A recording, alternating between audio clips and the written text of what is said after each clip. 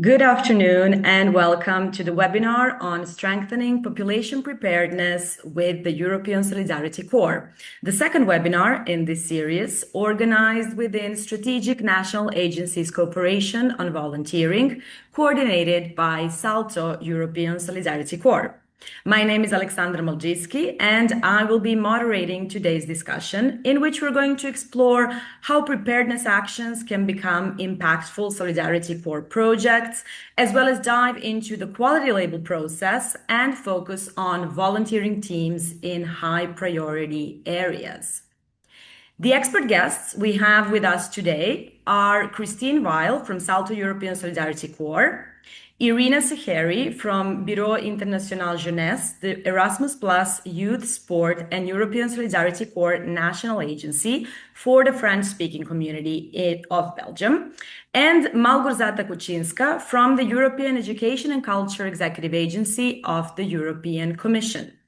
There will be an opportunity to answer questions from the audience as well. You are welcome to write your questions in the chat throughout the webinar. Some of the questions will be addressed by the speakers during the event, and some will be answered in writing on the chat. Apart from our guest speakers, we also have different experts in the room with us today. Michael Gugimeyer from the Austrian National Agency and Barbara Egilitis from SALTO European Solidarity Corps. They will be available to answer some of the questions in the chat as well, and we would like to thank them for being with us today. To start the conversation and to give us an overview of the European Solidarity Corps framework, I would like to give the floor to Christine Weil from SALTO European Solidarity Corps. She has been a part of SALTO ESC since 2018, and her focus area of work is strengthening value-based European youth volunteering. Christine.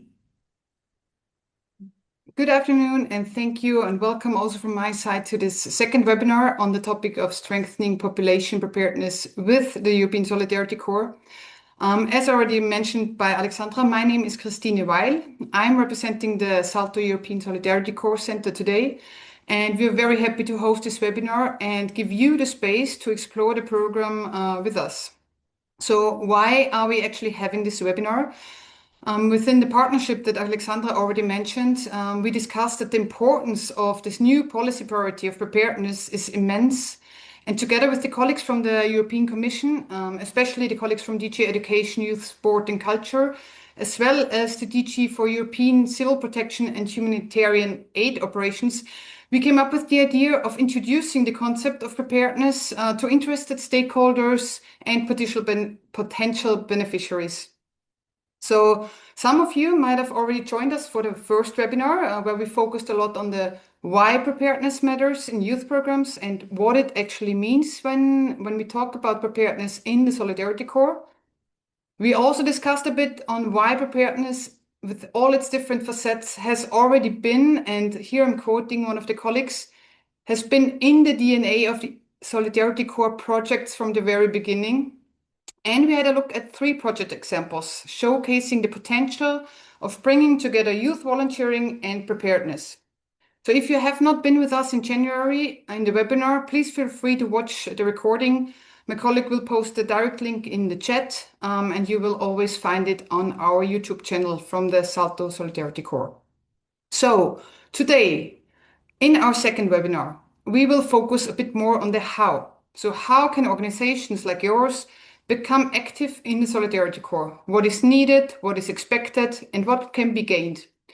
Since we only have 90 minutes and the Solidarity Corps actually has a lot of different formats to offer, we decided to focus on the process of how to get a quality label, so how to access the program, and the format of volunteering teams in high priority areas.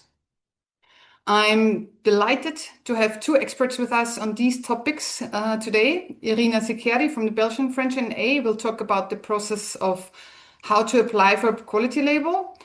And Malgorzata Kuczynska will introduce the volunteering teams in high priority areas. Thank you very much for being with us and welcome to today's webinar. So let me start with a short introduction to the program. The objective of the Solidarity Corps is to empower young people and organizations to engage in high quality inclusive solidarity activities. We talk about volunteering to tackle societal challenges, to strengthen democracy, for social inclusion and sustainable development. And at the same time, enabling young people to gain competences and skills. So solidarity, as you're probably aware, is the core of the program, and it is what it makes it so unique. Volunteering with the Solidarity Corps, it's not only about helping others, it's not about being somewhere, traveling, it's about doing something meaningful for the community, for the society, for yourself, for your organization. So, in addition to solidarity, which is the guiding principle of the Solidarity Corps, there are also policy priorities that have been introduced by the European Commission.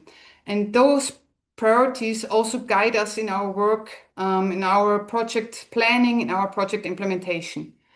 I would like just very shortly to highlight the main priorities, which is on the one hand, inclusion and diversity, because with the Solidarity Corps program, we promote inclusion, human rights, the value of differences, and it really aims to create equal opportunities for all young people. It is a very inclusive program, and that is quite essential. Solidarity Corps also tackles the digital priority, the green priority, and the participation priority. So all topics that are very relevant in our today's life. You see on the slide a bit more information, and you also see that there are, in addition, more specific annual priorities, especially when it comes to centralized actions like the volunteering teams and high priority areas. And you find all relevant information on the priorities and principles of the Solidarity Corps in the program guide. But as you're aware, today's focus in our webinar is on the priority of enhancing the culture of preparedness. And you can see the official definition on preparedness as it is stated in the program guide on the slides. I would like to underline that how we see preparedness in the context of the European Solidarity Corps is that it's not about turning young people into emergency responders. It's about building competences, resilience, solidarity, and civic engagement. So we want to equip young people with the confidence, with adaptability, and the values they need to actively engage and contribute to their communities. So in the next slide, I can briefly introduce the different formats we have in the Solidarity Corps.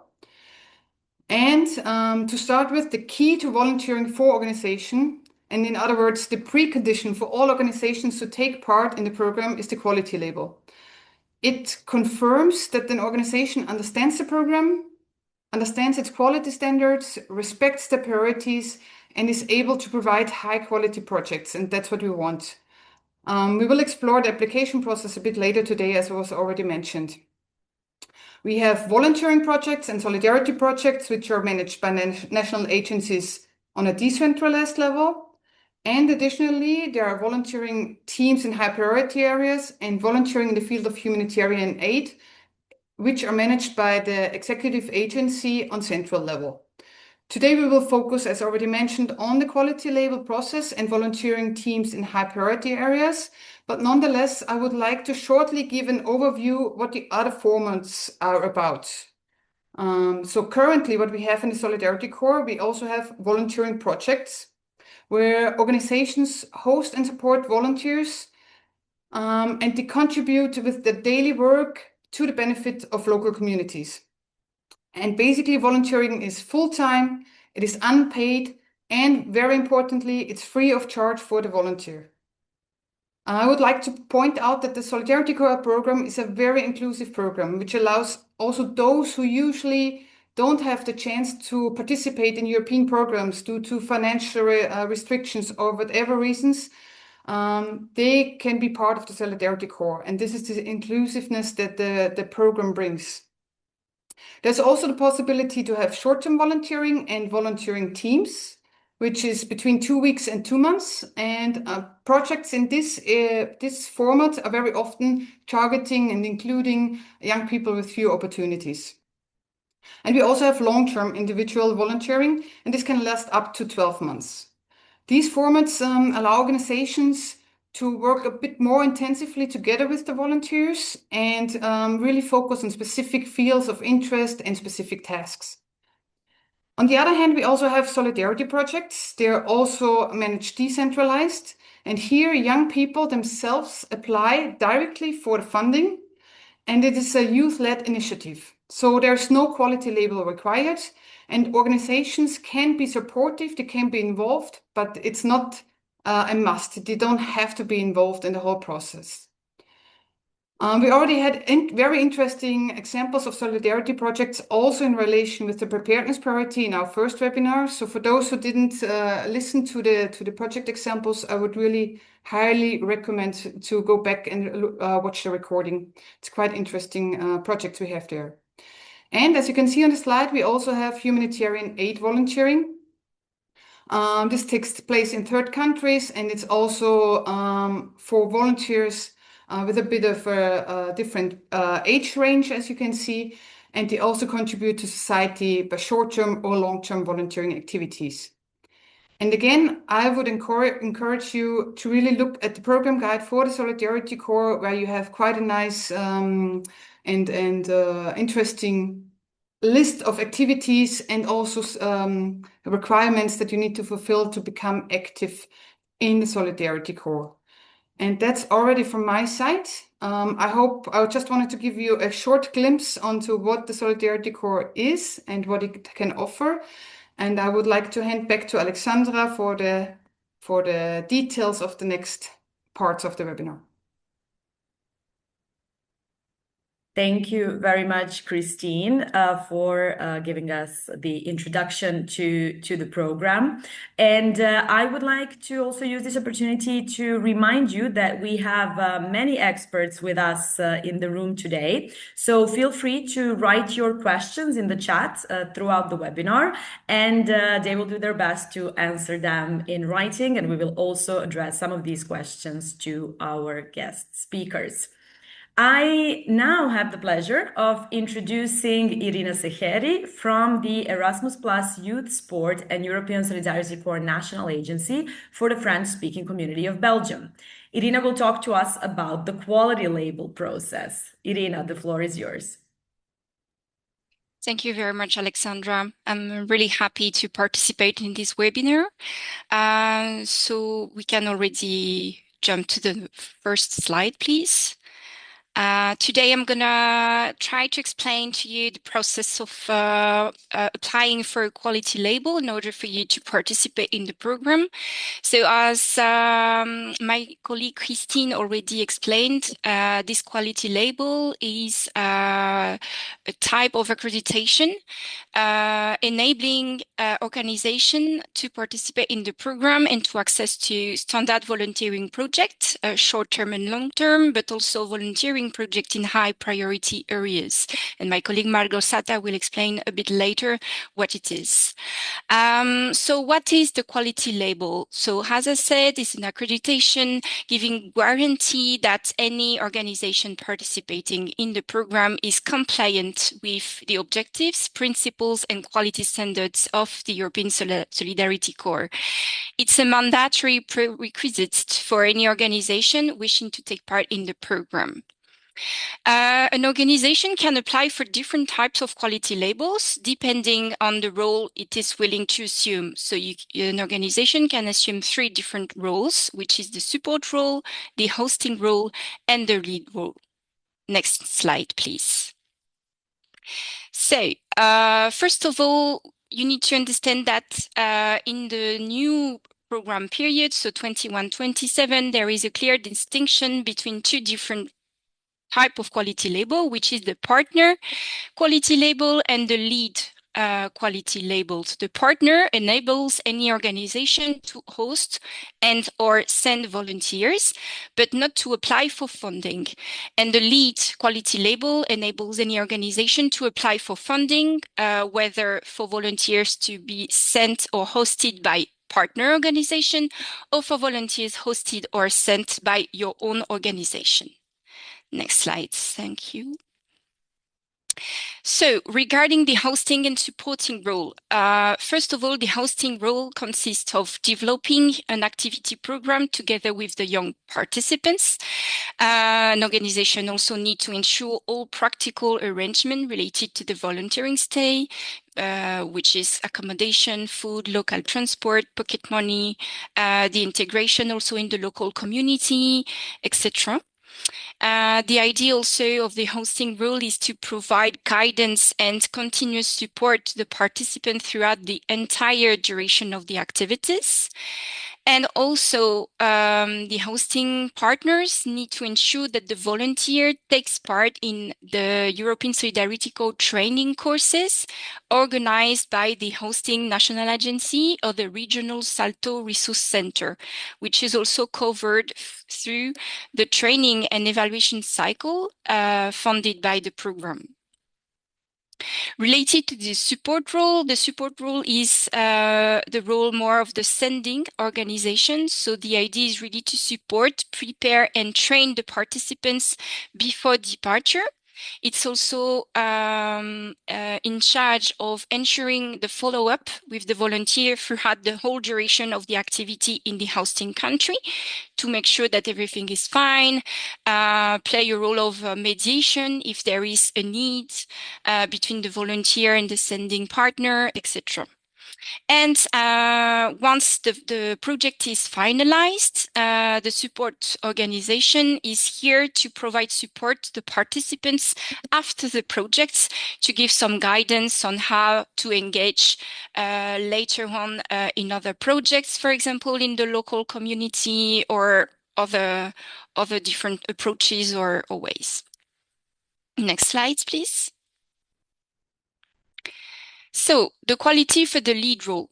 So as I said earlier, it's a precondition to apply for funding.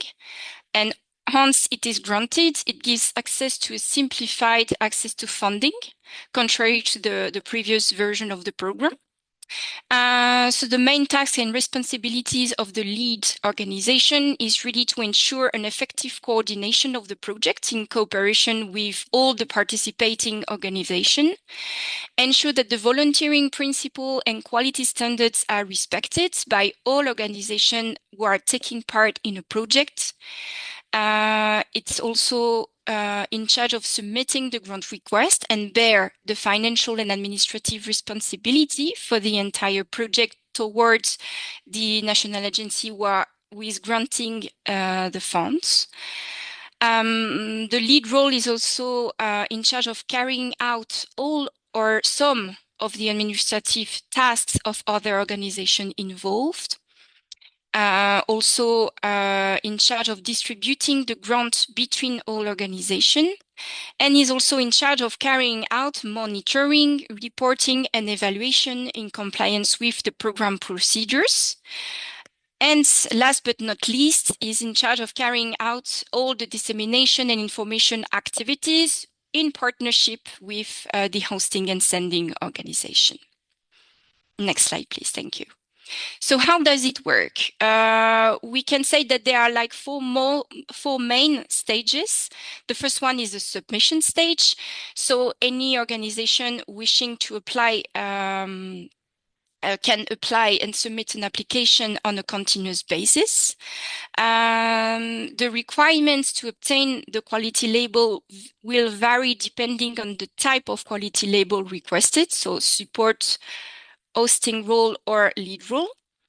The application form is modular, so it means that the organization will have to fill in the parts which are relevant for the quality label roles they are willing to play.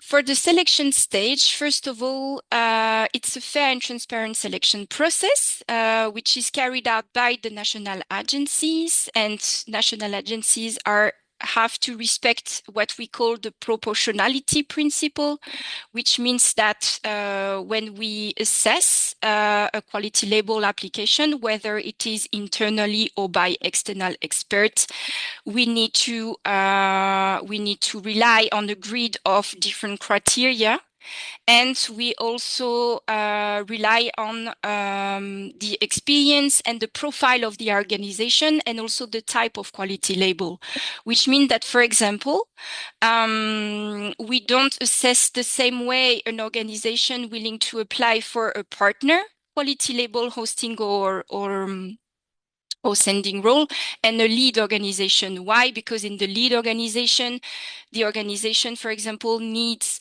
to demonstrate some experience in like implementing projects, having experience in managing financial and administratively projects, these kind of things. So really, we try to respect this principle in order for the program to be really accessible and inclusive for all type of organization, depending on their experience. So we will, as I said, rely on different criteria, so eligibility, exclusion, selection, and award criteria, which are all defined in the program guides. Previous experience in the Erasmus Plus or the European Solidarity Corps program is not a requirement. And the DNA may also, during the selection procedure, organize some monitoring visits online or on the spot, depending on their resources, and formal check and other activities to assess the ability of the candidate organization to respect the required quality standard and provide support. For the quality label partners, so hosting and supporting role, there is no scoring, but the three award criteria must be approved by the internal or external expert to grant the quality label. In the award stage, so the award of a quality label is non-budgetary. It's very important for the lead role, but I will come back to it later. Once awarded, the quality label is valid for the entire duration of the programming period, subject to continued compliance with requirements, obviously. And unless withdrawn, the quality label remains valid until the end of the last activity in which the organization is involved as partner or implemented through a grant of the current programming period. Everything is well explained in the program guide. It's a bit technical, but you have all the information in the guides. And then after your quality label is granted, you have some follow-up measures. So first of all, you need to know that changes are possible once the quality label is granted. And actually, the quality label will be periodically reassessed by national agencies. An organization can change the activity plan, the hosting capacity. For example, if you decided first initially to host 2 volunteers and you are willing and host more volunteers, you can require this to DNA after the grant of the quality label. You can change the hosting location, you can change or add activities, objectives, etc. So as I said, there will be some monitoring and periodic checks that will be implemented by national agencies or sometimes the Commission to ensure continuous compliance and assess progress towards objectives.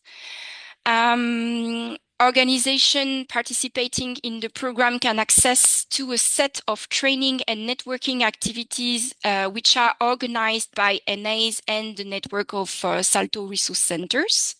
And also, of course, you can rely on your NA or your SALTO resource center if you need any support during the implementation of your activities.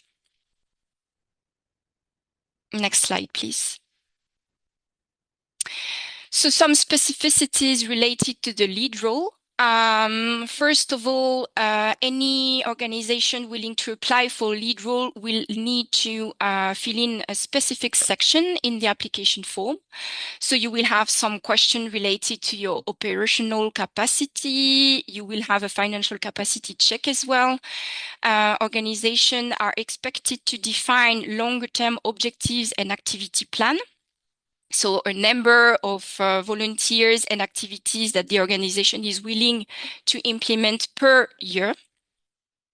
but also to explain the expected benefits of those activities and the different parties taking part in the program, in the project, sorry, and also your project management approach.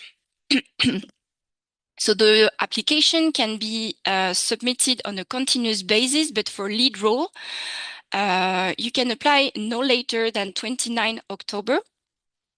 Why? Because NAs needs time to assess application for the round of February of the next year. Sorry, I need to drink some water.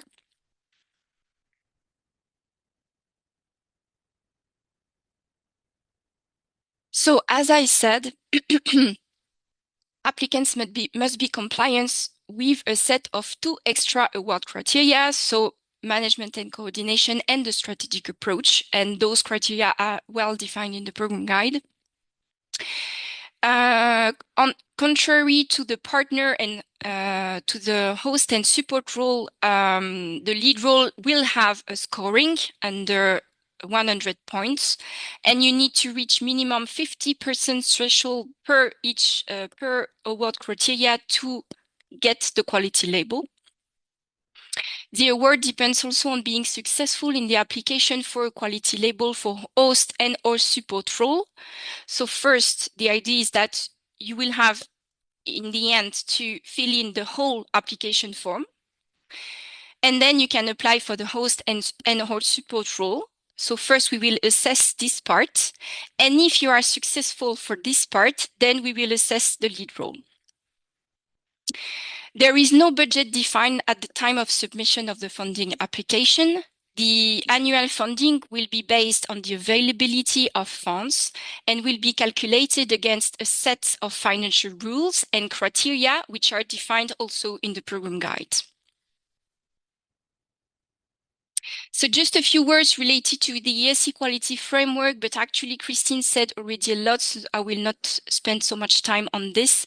But in the program guide, you can find all a set of tasks and responsibilities that organizations holding a quality label need to ensure in each project cycle, in each project stage, and depending on the role that your organization is assuming during the project. Next slide. And last but not least, we are expecting organizations participating in the program to comply with a set of core values and principles, which are all detailed in the program guides, which are especially equal opportunities and non-discrimination. We are also expecting organizations to provide high quality, easily accessible and inclusive activities to the volunteers with a high learning potential. So the idea is not to only implement administrative tasks, but also like to give room for creativity, for the volunteers to also run personal projects, etc. Also be compliant with the ethical standards of the program and the European treaties, avoid any harmful activities, provide adequate training and volunteering arrangements, so the lead role and the partners in the project. Of course, something really important is to avoid job substitution. As we said earlier, a volunteering activity is an unpaid activity and a full-time activity. So it's really important, and NAs will focus their attention to the respect of this principle, and there is also the no profit principle. So the idea is that the funds that an organization is receiving from the program is a co-funding, and the idea is not to take profit from this funding for the organization, but really to use the whole envelope that the organization is receiving to implement fully the ESC project and provide the best quality projects. That's it on my side.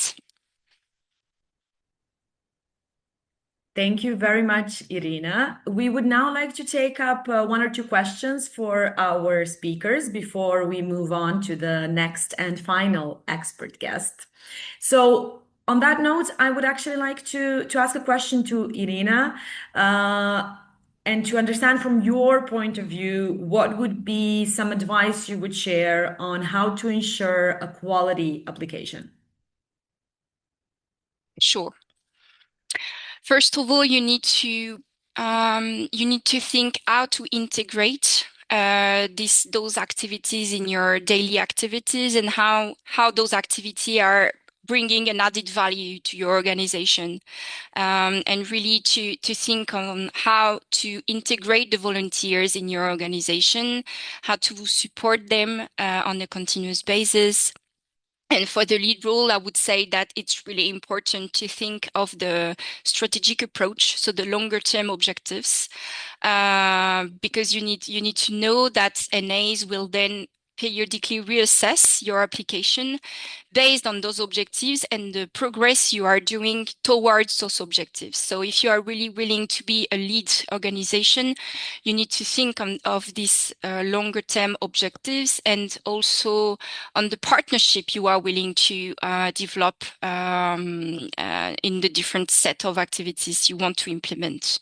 So I would say that it's really important. And of course, quality is key in each and every aspect of your activity, whether it is like very practical, logistical, and in terms of support, and in terms of the learning dimension of the activity that you are willing to propose to your volunteers. It's really important to think of what is the added value for a volunteer to be in your organization for a period of time, because these participants could do something else, but somehow he or she decided to be part of your organization for quite some time. So it's really important to give some interesting tasks, I would say.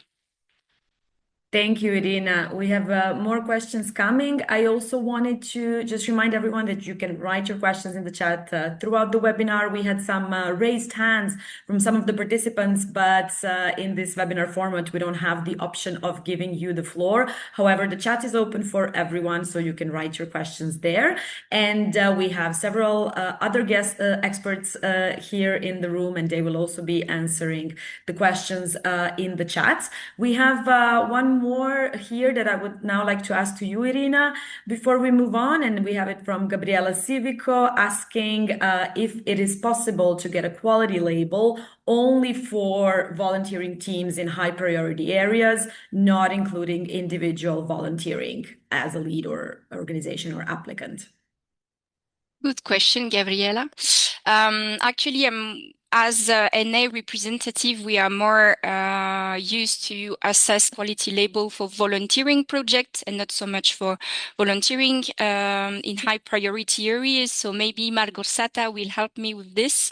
But I would say that, of course, as the quality label is valid for both type of projects, you could ask it. Yes, I would say that. Thank you, Irina. Margosata, did you want to add something? Yes, please. Yes, maybe I will just add to that, because there is a question on the spot exactly about that. So the quality label for volunteering in solidarity activities, yes, it's for three different activities: volunteering projects, volunteering teams in higher priority areas, and solidarity projects. You cannot apply separately just for VTHPA. There is another quality label, and it's a quality label for humanitarian aid volunteering, which is a different strand of the European Solidarity Corps. But I will show it later in my slides, so maybe I will return to this as well. Thank you very much, Malgorzata. And I would like to ask one more question to Christine, also connected to the topic of this series of webinars. If you could share a bit about how ESC projects can relate to preparedness, and what can be the role of organizations and their projects in this. Yes, thank you very much, Alexandra. Yeah, as Irina already said, it's quite important to involve young people quite in an early stage of the project planning. And as we all know, and we are facing now, as we call it, polycrisis. So lots of things that are challenging us. We have different crises that we are facing, and young people are very often in the middle of this. And they always have a very good feeling of also what's connected to the societal challenge on a community level. So I think my suggestion would be, like, if you think about becoming active in this preparedness priority and involving young people, to really involve them in an early stage, make sure that this project you think about and the implementation you think about, that you have this view and this perspective of the young person you want to work with and you want to involve, and also you want maybe to the outcome to reach this other young generation, to involve them as early and to really to co-create this kind of projects, and to really to meet the needs of the young people and also the society that they live in. Yeah. That's a bit how to connect. It's also the experience from the projects that we heard in the previous webinar, where it became quite clear that this voice and the needs of the young people are really, really essential to make a meaningful project in the end. Thank you, Christine. There is also a question from Vito here on the chat about the agreements between sending and hosting organizations, and perhaps I would invite colleagues from the NAs or SALTO to answer in the chat and to explain that. So please do continue writing your questions in the chat, and our experts will do their best to answer them in writing as well. And now to present volunteering teams in high priority areas. We already got a little glimpse from Małgorzata Kuczynska from the European Education and Culture Executive Agency of the European Commission. She is the Solidarity Corps Call Coordinator and Project Advisor. Małgorzata, the floor is yours. Yes, thank you very much. Good afternoon. I'm very happy to take part in the webinar and to give you a presentation about volunteering teams in high priority areas. Indeed, I'm working in the EAC agency, so European Education and Culture Executive Agency, and I'm dealing with primarily with humanitarian aid projects, but as well with the volunteering teams in high priority area. So let's start. First slide, please. So here, actually, it will be repetition of what Christine said, just to give you this introduction to the design of the European Solidarity Corps. So we have two strands, solidarity activities with volunteering teams in high priority areas, you see on the slide.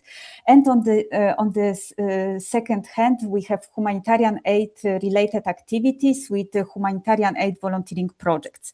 And for these two different strands, we need a different kind of quality label to take part in the activities. So Irina already gave a great and clear presentation about quality label for volunteering in solidarity activities. And this is actually the first step, a must, a precondition to take part in the activities of VTHPA. And maybe I will tell you, I excuse myself for using, during my presentation, I will be using this abbreviation VTHPA, which means volunteering teams in high priority areas. Okay, next slide, please. So, no, we missed one. We can go back. Yes. What are volunteering teams in high priority areas? They are a large scale, high impact projects supporting voluntary activities. They are carried out by young people from at least 2 different countries coming together to express solidarity by implementing short-term interventions that address common European challenges defined each year at the EU level.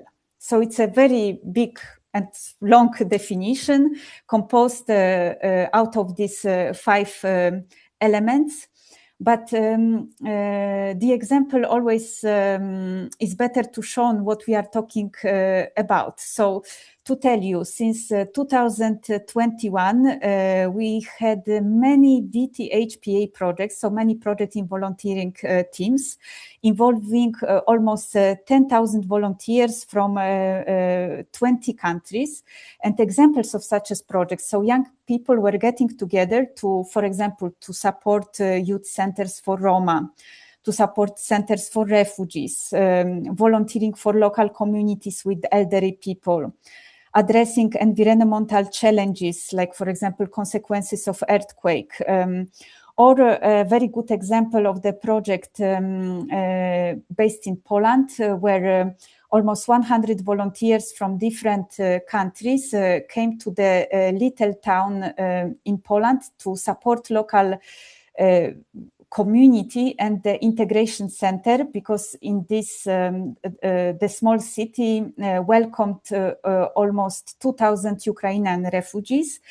And volunteers were helping young people to integrate in new life in Poland, and they were doing a lot of activities like animation for the young refugees, or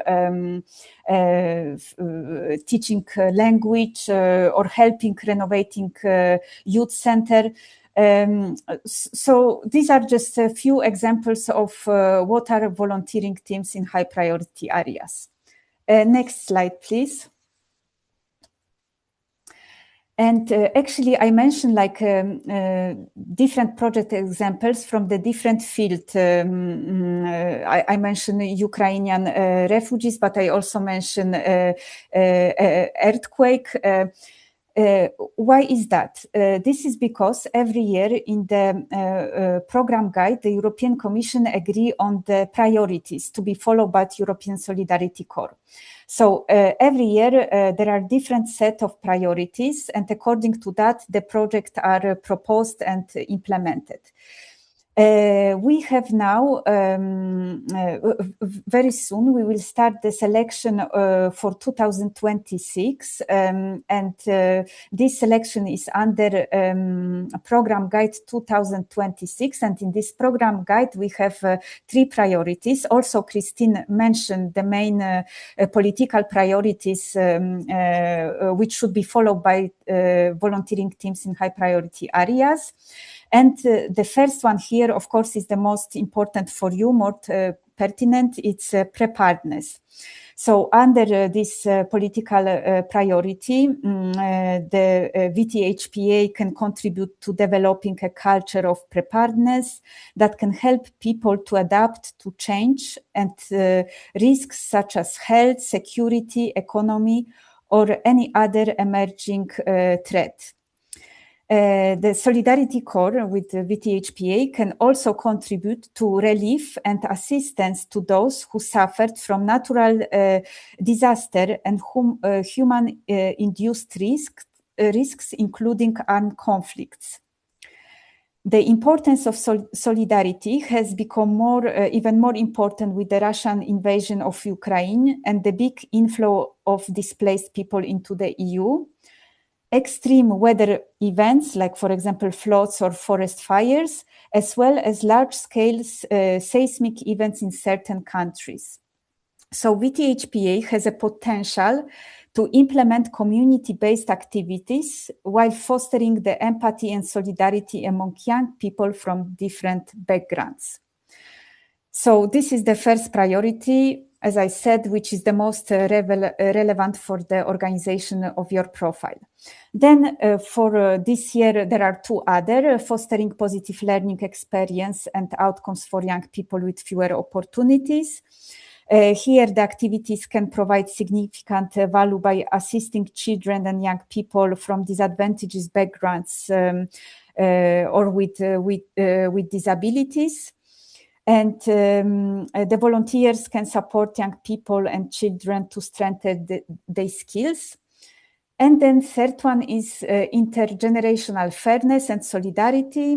So here the activities can support development of skills aimed at understanding intergenerational fairness and ensuring that interests of all generations are respected in society. It can be done, for example, by implementing community-based activities that foster empathy, culture of cooperation, and solidarity among people from different generations and backgrounds. On the top of the priorities, we have as well the objectives. So there are several of them. The objectives of VTHPA should address one of these priorities we see now on the screen. The activities should provide tangible benefits to communities with its activities, reach out to young people with fewer opportunities, boost solidarity, and raise volunteers' awareness and understanding of other cultures. So these are the objectives. All of them, together with details of priorities, you can find in the program guide for 2026. Next slide, please. So now we are going more into the details of what kind of activities are supported within VTHPA. There are three kinds of activities. On this slide, we can see two, volunteering teams and preparatory visits. So these are the elements that should be part of your project. First, volunteering teams, which are solidarity activities carried out by groups of minimum 5 people for a period between 2 weeks and 2 months maximum. The participants must be from at least 2 different countries and at least a quarter of them from countries different from the country where the activity takes place. The volunteers can only be involved in one activity at a time, and this action also aims at being inclusive and give opportunities to candidates with fewer opportunities to participate. I will talk about that a little bit later. Also, to be eligible, a project must include at least one volunteering team activity. So in one project, you can have a project built around the activity of one volunteering team, or you can have a few of them, 5 or 10, and they can rotate, they can come after each other. Then the second activity that should also be included in the projects, preparatory visits. So preparatory visits are visits to the place where the activities will take place before the start. They should ensure high quality of the activities involving young people with fewer opportunities, like setting up good relationships between the organizations and the people involved. It's also a very good opportunity to meet your partners, to meet the host organization, to discuss and to prepare the volunteering team activity. And the third activity, please, next slide. These are the complementary activities. So they are side activities designed to add value and strengthen its impact. They aim at raising awareness of the added value of volunteering and pointing out the skills and competencies gained by the volunteers. They could also reinforce the capacity of the solidarity sector to respond to volunteering challenges. Examples of such as activities are workshops, conferences, seminars, training courses, coaching, etc., etc. And this type of activities is as well mandatory part of the project. Next slide, please.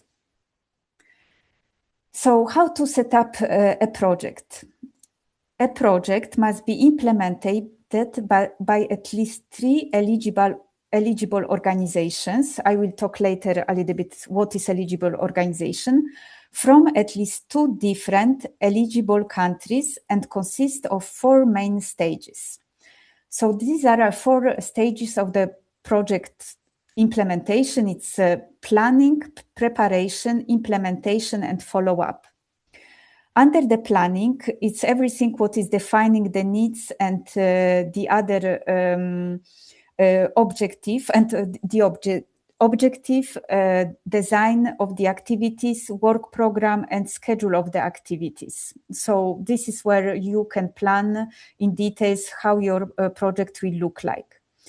Then preparation. There is a preparation of the side of the partners, so signing the agreements between the partners in the consortium, and also all practical arrangement, selection of participants, agreements with the participants, and pre-deployment training of participants before departure. Then under implementation of activities, you have all support and guidelines to participants during the activities, and the follow-up, everything what is monitoring and evaluation of activities, follow-up of participants, issuance of the certificate of participation, and dissemination and use of the project's outcome. Next slide, please. So now, when the project is submitted, the project will be assessed from the point of view of three criteria. So when you are thinking to create, design, to write your project proposal, you need to take into account these three elements. So among the criteria, we have admissibility, eligibility, and award criteria. Next slide, please. Yes. So first we will focus on eligibility and admissibility criteria. So these are the criteria that you need to fulfill. You need to be to fulfill them in order to be assessed for the quality of your project. So first of all, eligible participating organizations. Which organization can participate in this activity? So at least three, to set up a project, you need at least three eligible organizations from at least 2 different EU member states or third countries associated to the program. List of these countries you will find in the program guide, the guide version from 2026. It's on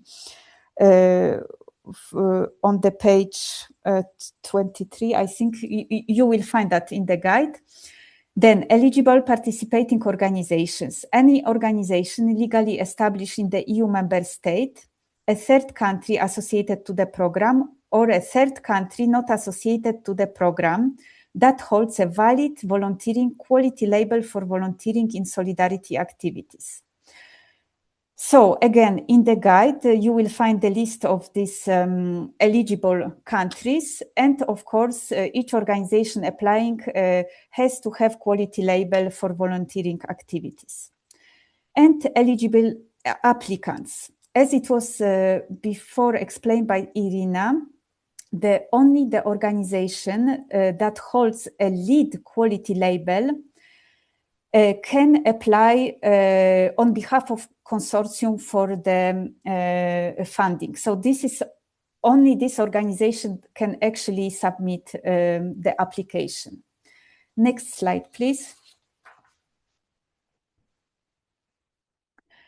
Now, who can participate in the activities? Eligible participants. So they are young people between 18 and 30 years old, legally residing in the EU member state or in a third country associated or not in the program. This list you will find in the guide. And registered in the European Solidarity Corps portal.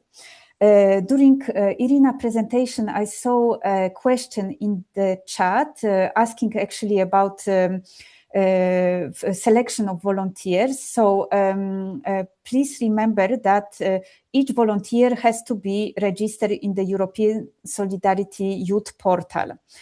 A young person registered there and then can apply for the different offers. So then a sending organization present the offer on this portal, and young people can choose different offers and applies to them, and then they are selected to participate in the volunteering team. So this is absolute condition that each volunteer has to be registered in the European Solidarity Corps portal. Next slide. Venue of activities have to take place in the country of one of the participating organizations. The duration must last 12, 24, or 36 months. This is chosen at the application stage. There are no exceptions to this. You cannot have project of 15 or 30 months. And the project will start only after grant agreement is signed by the agency and by the consortium. Then how you can apply for volunteering teams in high priority areas. You apply to the agency, European Culture and Education Executive Agency, through the Funding and Tenders portal. This is explained as well from the technical point of view in the part E of the program guide for 2026. And as probably as the deadline for this year call, it's 3rd of March, and I'm not sure how you could be ready to apply for this deadline, because first you need to receive the quality label.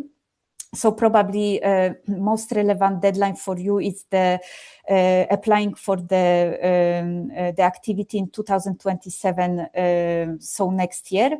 So please be informed that probably around November this year, there will be a new program guide for 2027 published, and then you will see all details. It will be the latest version of the guide with the deadline for 2027 call. Next slide, please. And here I use the opportunity to tell you about new elements in the program 2026. So now it is established that the same organization can submit as coordinator only one application, but the deadline within the same call. So it's not like one lead organization as a coordinator can send, I don't know, 5, 10 applications. No, it can be only one. And also each project may spend up to 25% of the grant to involve participants from third countries not associated with the program. But this rule does not apply to Ukrainian volunteers. So this is important to take into account as well. Next slide, please. So I just presented to you eligibility and admissibility criteria. So you need to fulfill 100% each of those criteria. And now I'm passing to award criteria.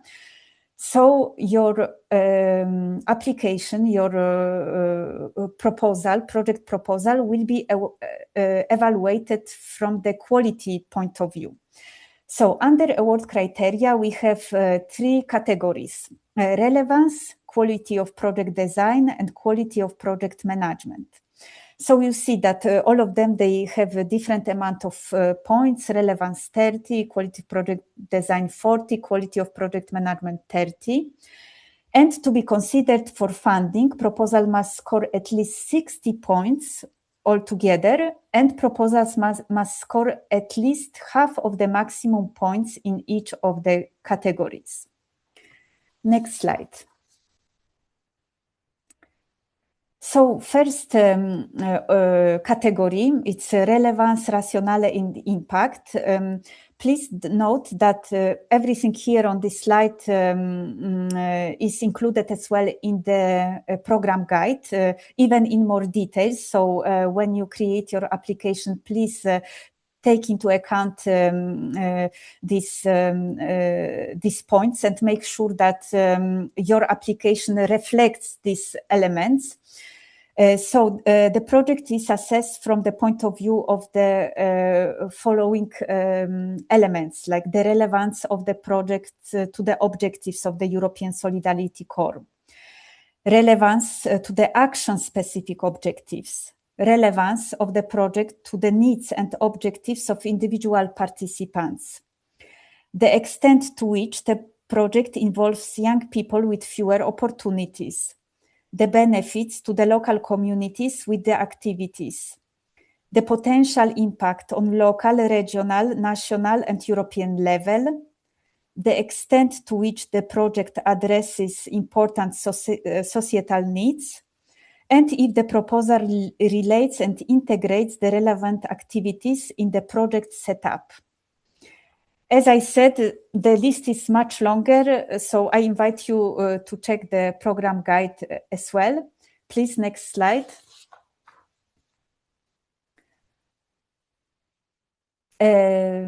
The second setup of award criteria is quality of project design. So here the following elements will be assessed while assessing your application: the consistency between project objectives and activities proposed, the clarity, completeness, and quality of all phases of the project, the quality of proposed measures to reach out and involve young people with fewer opportunities, the quality of arrangements for the recognition and validation of participants' learning outcomes, the measures for selecting and involving volunteers in activities, the added value of the complementary activities to the project objectives.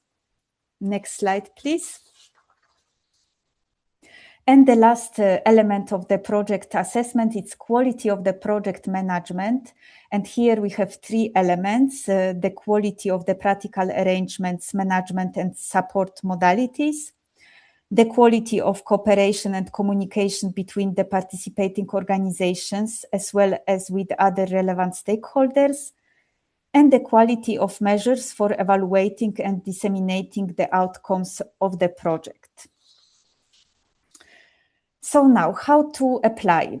The most important information here is to know that each application has to be submitted via Funding and Tender Opportunities portal.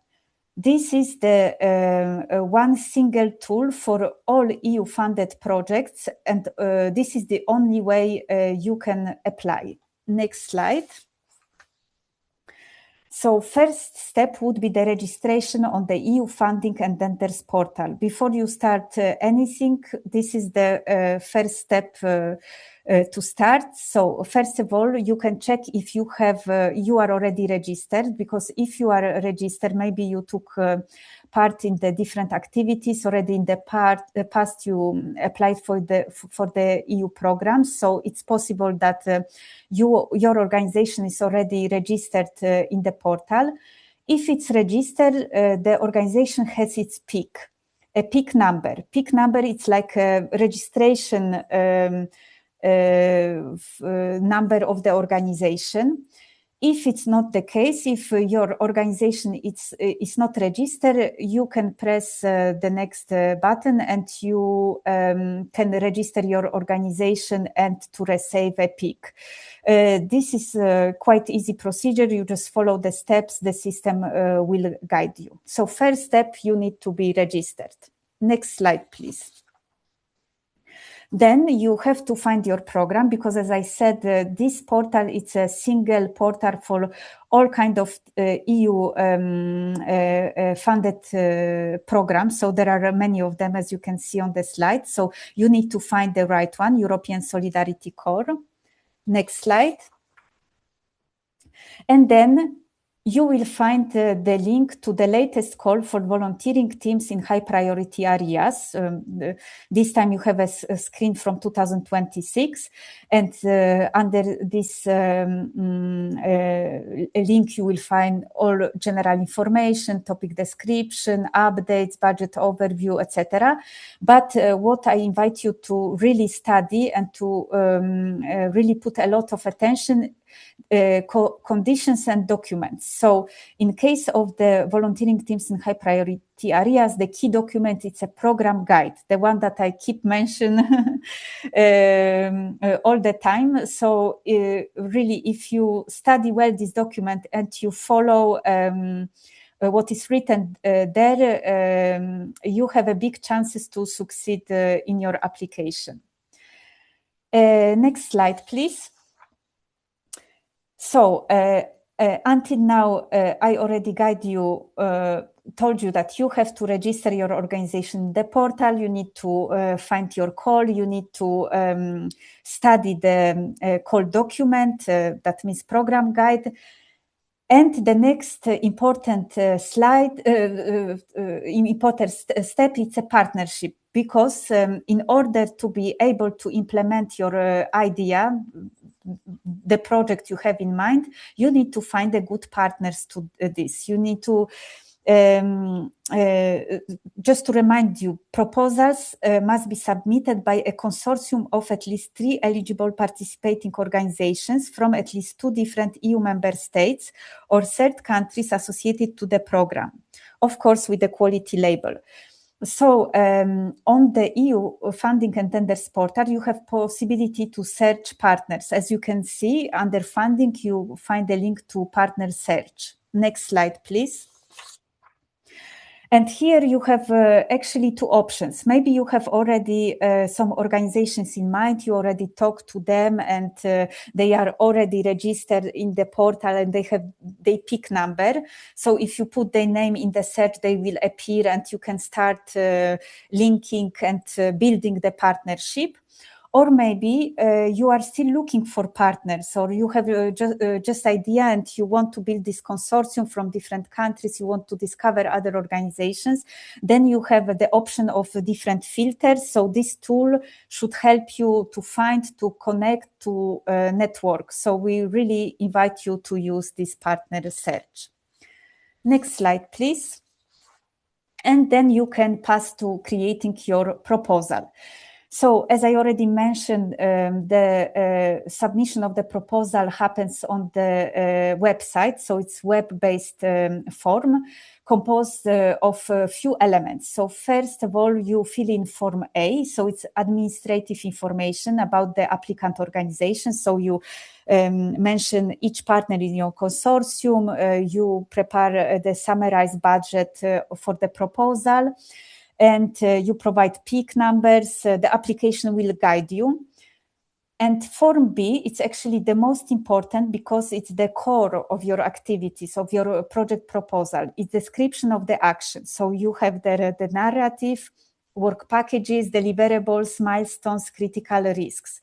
When you fill in the Form B, you will be guided as well because this form has several parts. And in each part, in the template, you can read the guidelines, what should be in this in the parts. So please follow the template, provide all information, and take into account all selection criteria, the one that I presented to you in the first part of my presentation. So eligibility, admissibility, award criteria, so the quality of your project management, quality of the project design, relevance. This should be in Form B as well. There might be as well a Form C for KPIs. So you set up the indicators, the targets of your indicators you would like to reach at the end of your project. And there are annexes as well. Budget table, including unit cost. I will talk about budget in the moment. Participant quality label information. So you need to provide the quality label number for each of the participants and list of previous projects to show that you have experience when you're applying as well.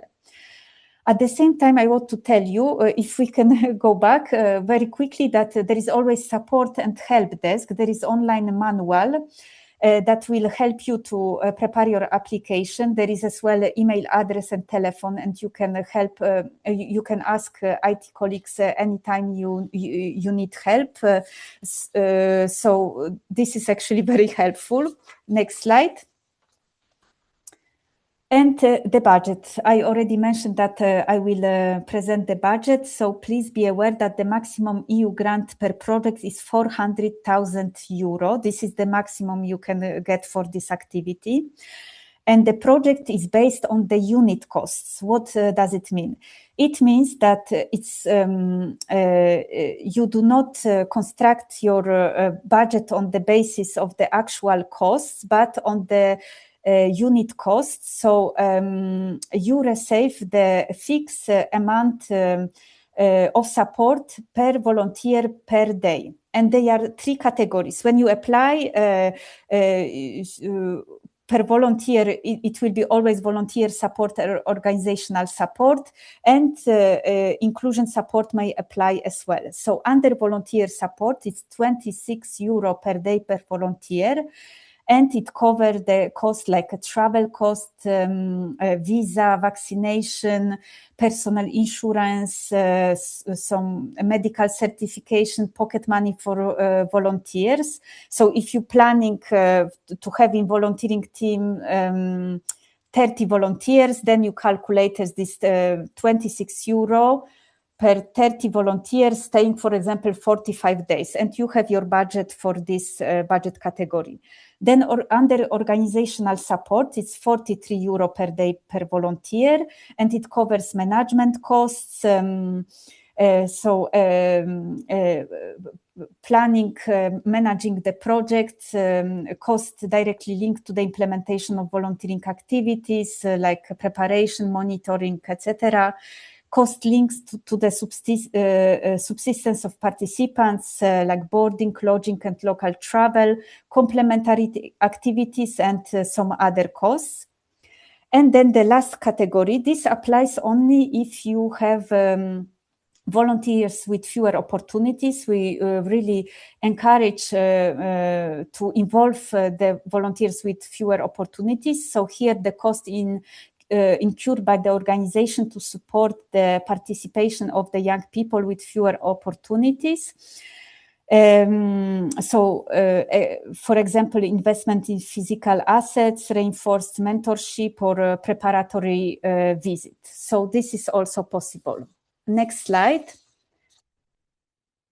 So this is actually my last slide. Yes, we still have time. So it's about the timetable, because today I'm presenting to you everything on the basis of the program guide 2026. And as I said, probably you will be applying next year in 2027. So as I said, in November this year, you will have the program guide for 2027 with the deadlines and with all information in relation to call 2027. The deadline to submit the call will be probably, to submit the proposals will be probably February, March 2027. Then the evaluation period will start. So your applications will be evaluated, assessed between March and June.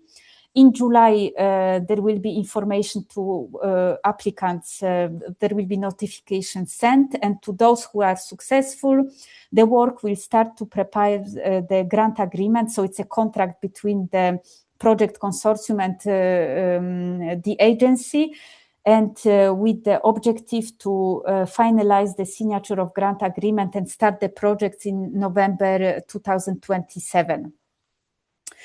And next slide, include useful links. So the program guide for 2026, as well annual work program for the implementation of European Solidarity Corps.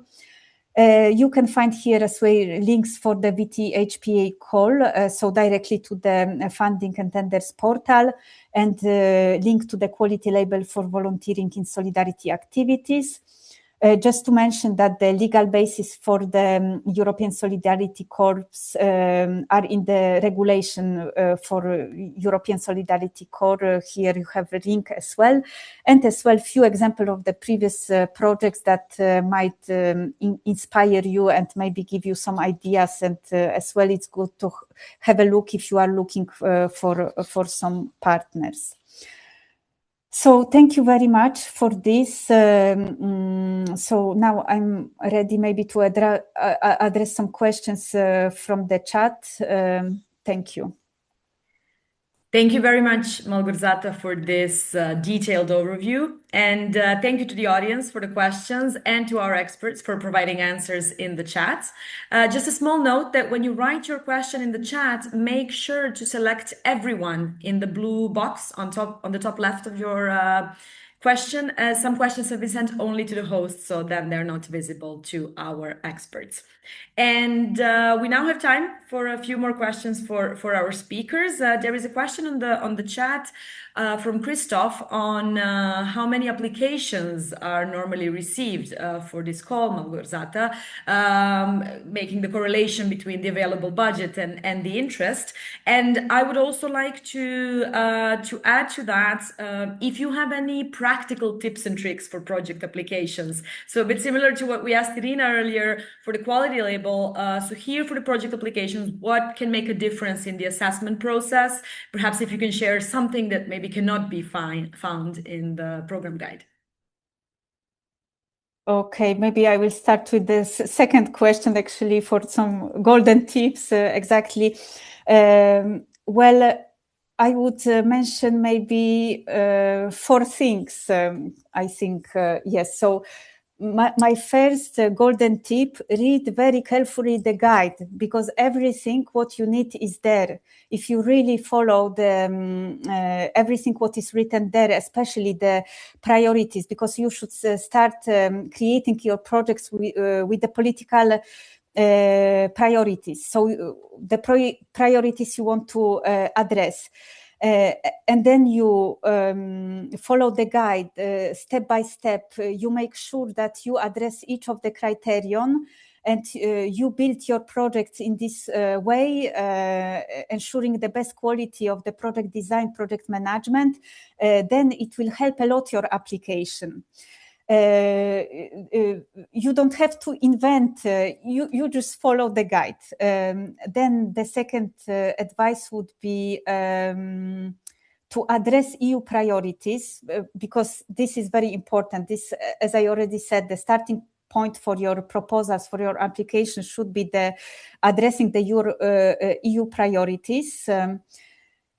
Also, the third point could be finding good partners. So this, everything what I said about partnership, because you will cooperate together during 1, 2, or 3 years, depending how long your project lasts. So it's good to find the partners with experience who as well are willing to do a good project, who are motivated, dynamic, and who of course have capacities of they have a quality label. So good partnership. And the last, it would be, well, it's kind of connected with my first point, to write a good a solid application, in the application where you address each of the points, and you really think it through. You involve, you include every of the points of the project creation, planning, implementation, follow up. And then your application has big chances to be selected. And now the first question of Alexandra from Christoph. Yes, how many applications do you have on average? So this might vary every year. The number of applications might be different. We have as well the limited budget for this. As you saw on my slide, the total available budget, for example, for 2026, it's 5 million euro. So of course, not all applying organizations receive the funding, because first thing is to have a good application where you reach the threshold. So you receive at least half of the points in each of the category, and you are above some threshold, but it doesn't mean your application is the best. So it doesn't mean it will be selected, because as there is limited budget, only a certain number of projects can be proposed with the funding. Sometimes it happens that there is additional funding because there is a reserve list, which later, after some time, there is maybe additional money available, and some additional project proposal can be funded. But of course, passing the selection with a positive outcome, that does not mean that you will get the funding directly. Your application has to be one of the best one. Thank you. I hope I answered. Thank you, Malgorzata. You mentioned also now one of the tips is the importance of good partnership, and you shared in your presentation also a tip on the search option on the portal for finding partners. And I was wondering if you also have any suggestions, in practical terms, of how to establish a good partnership with organizations from other countries, and how to actually ensure successful cooperation, especially with organizations we have not worked with before. Yes, so this can be tricky to find a good organization like that. But of course, my advice would be, first of all, to attend many meetings, like a meeting today. We organize as well the info session for the volunteering teams for high priority areas. This year we had such as information session in January. So it's as well opportunity at this point to find other organizations who are participating in the same event. Then you can see who register, and then try to find the partners. As I said, you can go and explore the already implemented or the projects or the projects in progress, and to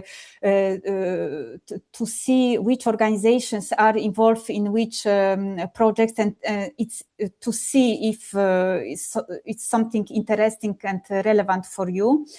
And then, of course, you contact this organization, you set up the contact, and you can see into the experience of these organizations, because, of course, maybe you meet sometimes very good organizations without previous experience in the European Solidarity Corps, but they have experience in another kind of volunteering.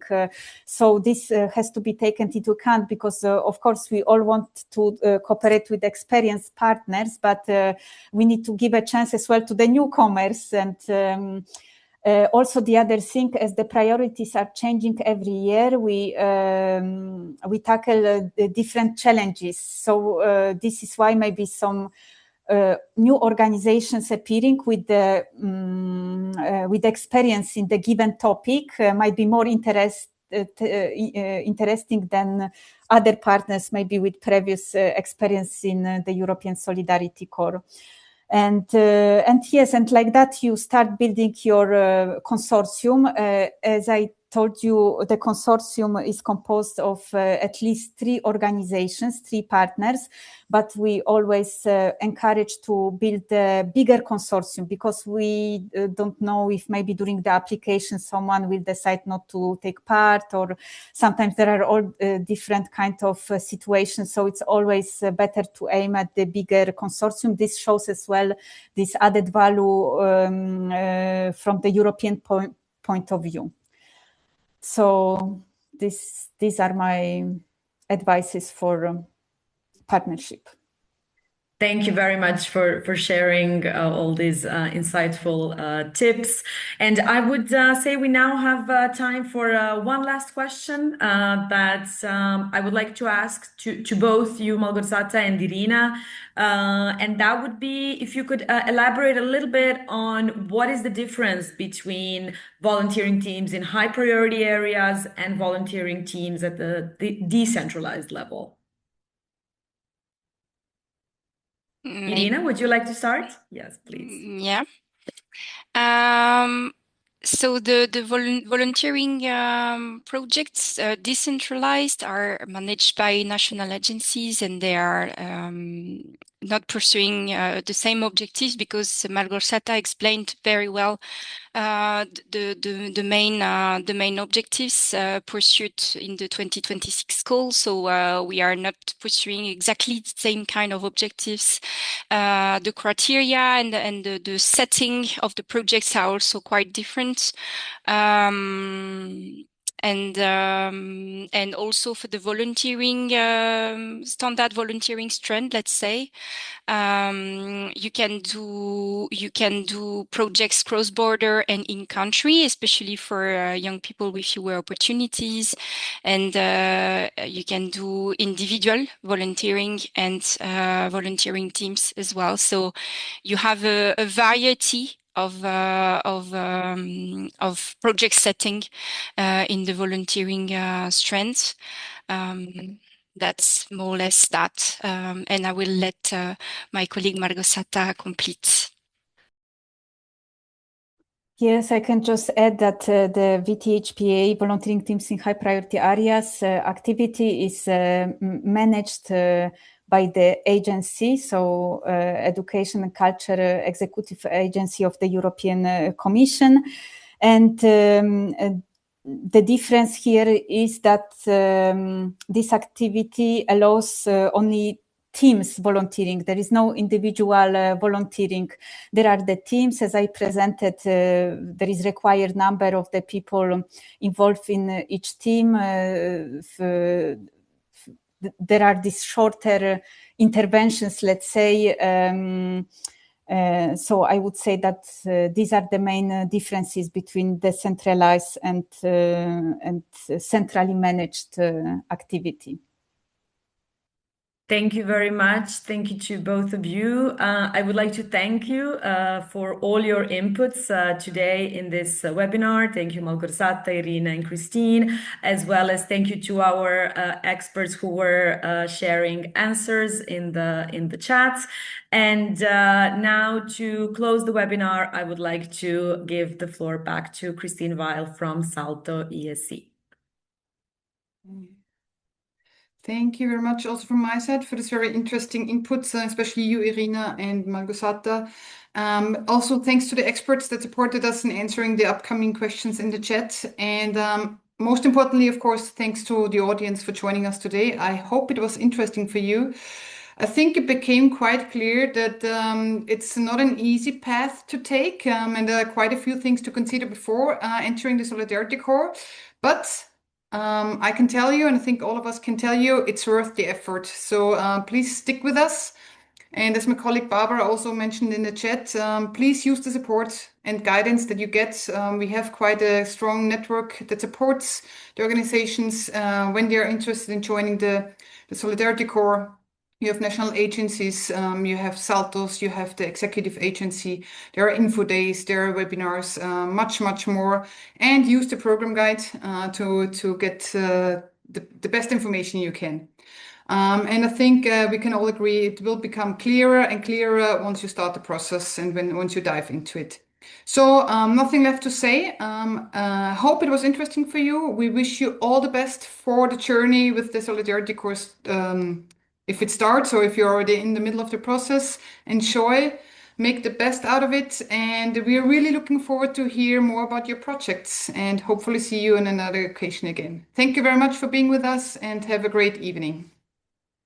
Thank you, Christine, and thank you to everyone for being with us today.